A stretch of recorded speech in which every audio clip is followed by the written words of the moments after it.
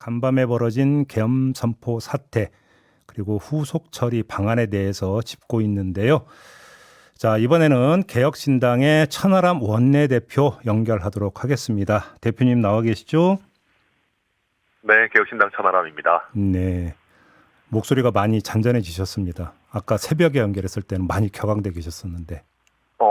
이게 정말 격앙될 수밖에 없는 그렇죠. 정신 나간 정말 짓거리라고 해야 되는 일이긴 하지만 대한민국에 정치하는 사람으로서 굉장히 슬픈 일입니다.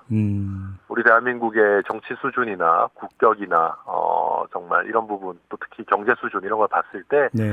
일어나서는 안 될 일이 그러니까요. 정말 정신 나간 대통령 한 사람과 그 주변에 있는 정말 뭐 도대체 설명이 안 되는 또 같이 정신 나가 있는 몇몇 국방부 장관을 비롯한 참모들 때문에 일어났다는 게 참 참담하고 네. 국민들 보시기에 특히 아침에 깨서 이 뉴스를 보신 분들이 얼마나 참 황당하실까. 저도 정말 정말 아무튼 황당한 상황입니다. 예. 그러니까요.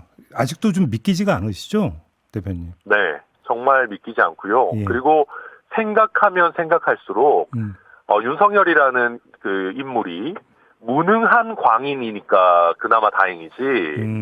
조금만 유능했다면은 네. 정말로 국회가 봉쇄되고 국회가 군인의 군합발과 총칼에 의해서 무력화되는 정말 헌정유린 행위, 예. 말 그대로 쿠데타가 발생했을 거라고 생각하니까 네. 정말 아찔하고 이것을 아무리 봐도 명백한 내란죄다라고 판단할 수밖에 없는 그런 생각이 듭니다. 그러면 지금 그렇게 규정을 하셨으니까 그러면 추가 질문을 좀 드리면 네. 윤석열 대통령은 도대체 무슨 생각으로 저렇게 계엄령을 선포를 했었을까요? 어떻게 생각을 하세요, 대표님은? 그것은 일단 제가 어제 좀 여러 가지로 좀 미치광이 이런 표현들 많이 쓰고 있는데 네. 좀 죄송한 말씀이지만 합리적으로 이해가 불가능합니다. 예. 그렇기 때문에 정말 미치지 않고서는 도저히 설명이 안 되는 일이고요. 네. 몇 가지 추측을 하는 분들이 있습니다. 예컨대 어떤 창원지검의 명태균 관련 수사에서 빼도 박도 못하는 물증이 나온 것 아니냐, 대통령이나 영부인에 대해서. 네. 아니면 검사들 자기 어떤 그 후배 검사들이 탄핵당하는 걸 보고 거의 정신이 너무 화가 많이 난 것 아니냐. 아니면 우스갯소리로 이건 저는 농담이라 생각합니다만 특활비 깎아서 화난 거 아니냐. 예.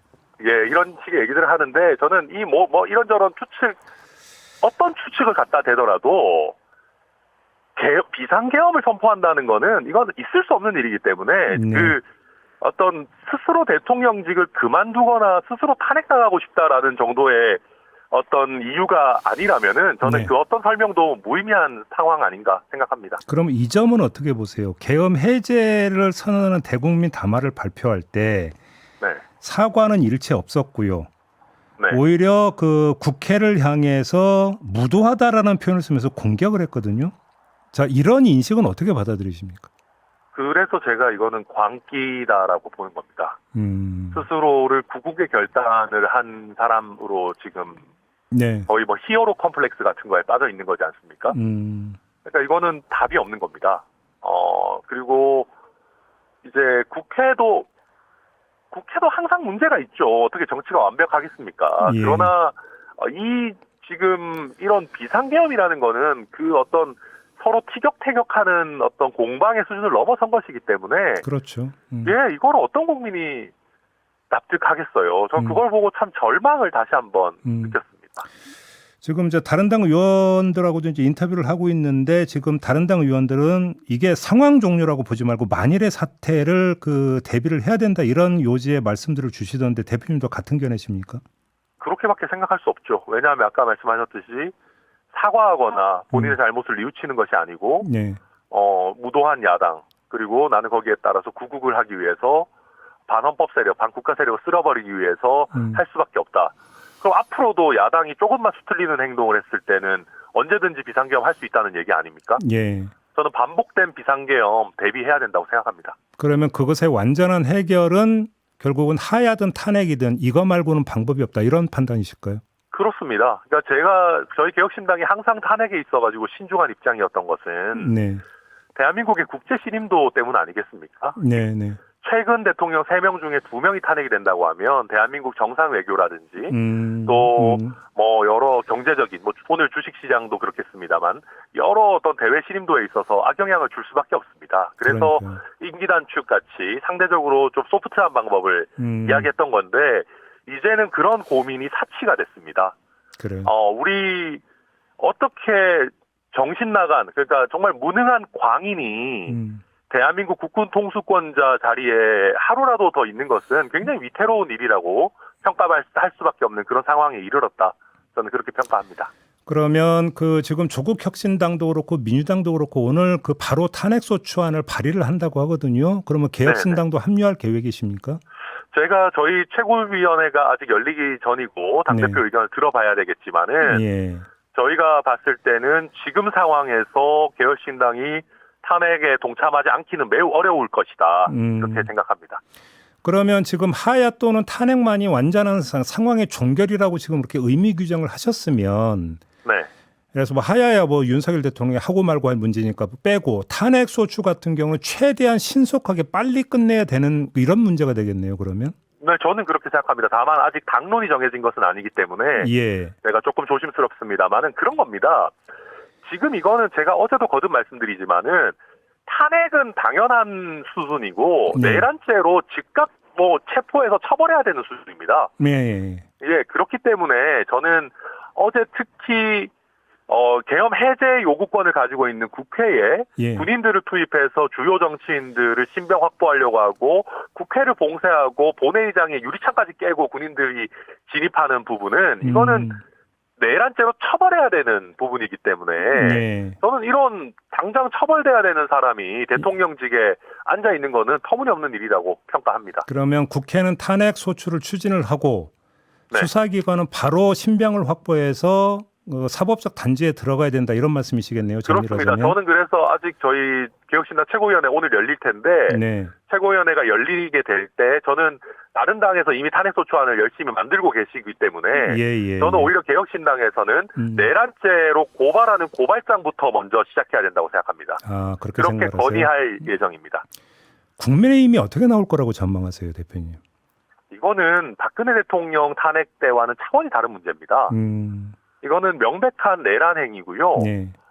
그렇기 때문에 저는 국민의힘이라는 정당이 정말 정당 해산을 당하지 않으려면 내지는 최소한 내란죄 공범이나 부역자가 되지 않으려면은 저는 윤석열이라고 하는 정신 나간 인물과 하루라도 빠르게 정말 단절하고 출당시키고 당연히 다른 정당보다 더 적극적으로 탄핵 절차에 임해야 된다. 그러지 않는다면은 저는 국민의힘이라는 정당이 소멸될 위기다. 저는 그렇게 평가합니다.